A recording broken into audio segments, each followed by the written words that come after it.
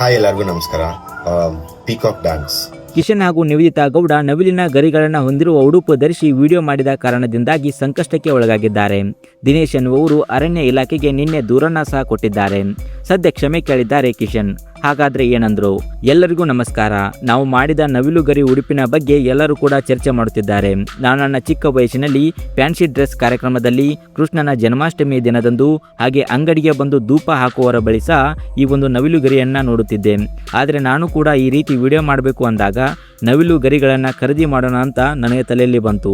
ನಾವೇ ಸ್ವತಃ ಇವುಗಳನ್ನು ತಂದಿಲ್ಲ, ಬದಲಿಗೆ ನಾವು ಬೇರೆಯವರ ಜೊತೆ ಕೊಲಾಬ್ರೇಟ್ ಆದಾಗ ಅವರು ಇವುಗಳನ್ನು ಖರೀದಿ ಮಾಡಿ ತರುತ್ತಾರೆ.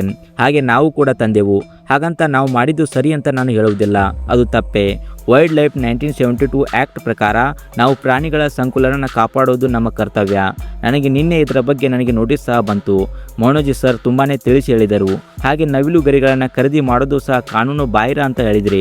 ಈ ಒಂದು ವಿಡಿಯೋ ನೋಡುತ್ತಿರುವವರು ಸಹ ಯಾರೂ ಕೂಡ ಈ ರೀತಿ ಮಾಡಬೇಡಿ, ನನ್ನಿಂದ ತಪ್ಪಾಗಿದೆ, ದಯವಿಟ್ಟು ಕ್ಷಮಿಸಿ ಅಂತ ಹೇಳಿದ್ದಾರೆ ಕಿಶನ್.